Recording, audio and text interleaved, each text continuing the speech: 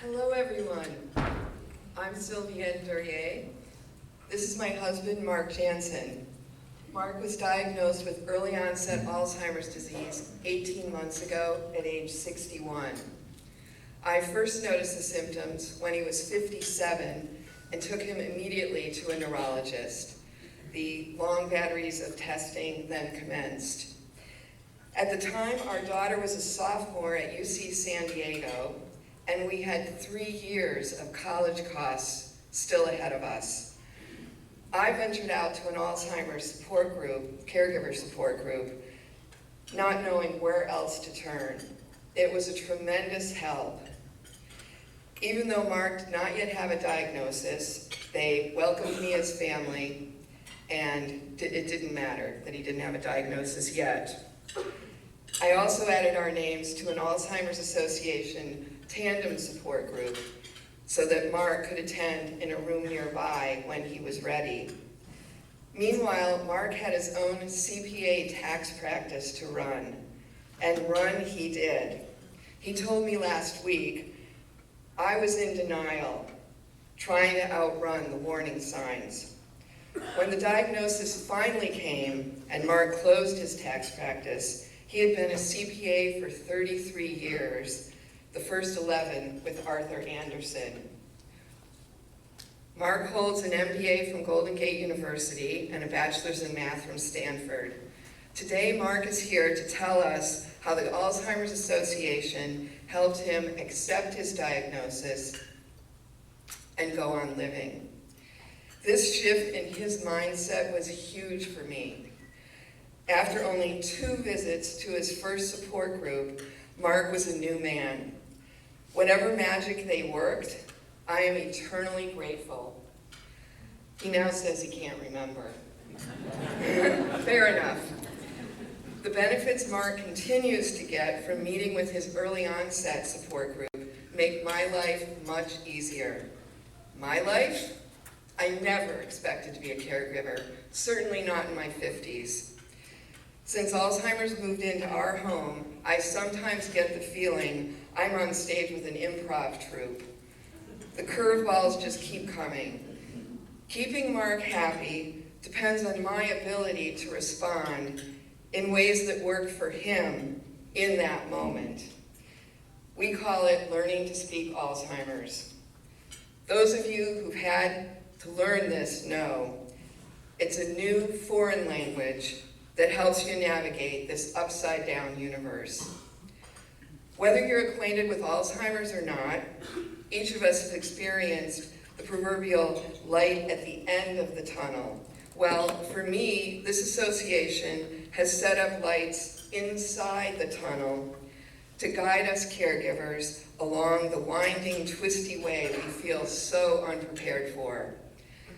I have found invaluable help in the Alzheimer's Association's website, publications, support groups, all-day education forums, a free 4-week caregiver course, a 2 a.m. call to the hotline when I learned to keep Mark hydrated, water is essential for the brain, and several art museum encounters that were great fun for both of us. Mark and I also advocate for federal and state funding of Alzheimer's research and services. In that work, I've learned that the stigma that keeps Alzheimer's in the shadows and misunderstood needs to vanish. Mark and I believe talking about our lives before and since his diagnosis can splash some fade agent on that unhelpful, unfair stigma. So let's talk. I present to you my husband, Mark Jansen.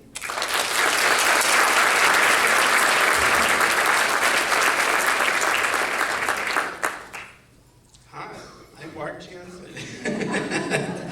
Thank you for joining us here. Mark asked me to interview him. These days, it's what works best with his strengths. But Mark, whenever family and friends call to ask how you're doing, I say, Mark's happy. Most people do not equate Alzheimer's with happiness. Can you tell us why you're so upbeat? I would say I'm upbeat largely because I live in the moment. Every moment is precious, and I enjoy every little piece of things that goes on in my life as being really valuable, and no problem. It's really, it's in your head, really, isn't it? And eventually, I know I might turn into some kind of a lemon or something, but at the moment, it's great.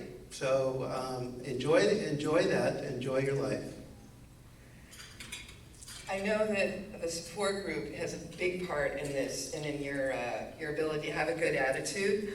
We were on the waiting list for our first tandem support group for more than a year. Luckily, an opening arose just after your diagnosis. The truth is, Alzheimer's Association does not have enough resources to create support groups for everyone out there who needs one. Can you imagine our life without our support group? I've been in two groups. One was people that were older, in their 70s and 80s, and that was actually very helpful in that earlier stage. We have a chance to talk about ourselves. When we see people who have the condition, in this case it was older people at that time, you can see that most of the people could really communicate at that, and some of them were, as I said, in their 70s and 80s. I then, fortunately, got into a support group later that was for early onset. And that has provided even that much more information about it. We all want to learn. Those of us with a condition, as well as the caregivers, want to know what's going on. Like drugs, for example. What drugs are out there that we can take? At this point, there's only really one drug out there that has some benefit, called Aricept. I don't know if people are familiar with that drug. But we want more done. And so I feel as an ambassador almost to telling people that we are still functional, or we're doing the best we can, and that things can change. So I encourage everybody to focus on ways that we can help in that regard. Last month, while we were in Washington, D.C. for the Federal Advocacy Forum, we heard many hopeful developments. Mark, what's your reason to hope? Well, my reason to hope is when we were at that forum, one of the benefits of going to D.C., and earlier we did that with Sacramento, was that when we tell our stories, those of us with a condition, and to some extent the caregivers, but when I spoke, in many cases the young people really responded to that. I could actually communicate, for one thing. Maybe not that great, but I'm trying. And that we aren't just like objects to kind of ignore or to try to put aside. We're real people. And particularly when the young people see us walking around and communicating and all that kind of stuff, it made a huge difference. So I feel like we're accomplishing something by going to do advocacy, by just telling people. I have told most of my friends that I have Alzheimer's, and most of them have been very receptive because they see me how I act. It sounds like you derive a sense of hope from engaging in action. I am really glad that the Alzheimer's Association has offered you so many activities and programs to keep you active and involved. They keep me busy. You know, I often forget things, okay? So she has a great memory, and here I am, okay? Last December, the association staff celebrated us volunteers with a beautiful holiday party in East Bay. When you realized you were the only one there with a condition, you stood up and gave a heartfelt impromptu speech. What moved you to do that? Well, we with the condition are the ambassadors, particularly for early onset, but even the older people who are still able to communicate. And I feel that it's an opportunity to show people who we are. That's all we have time for. That's all we have time for. Thank you for your kind attention and your generous support.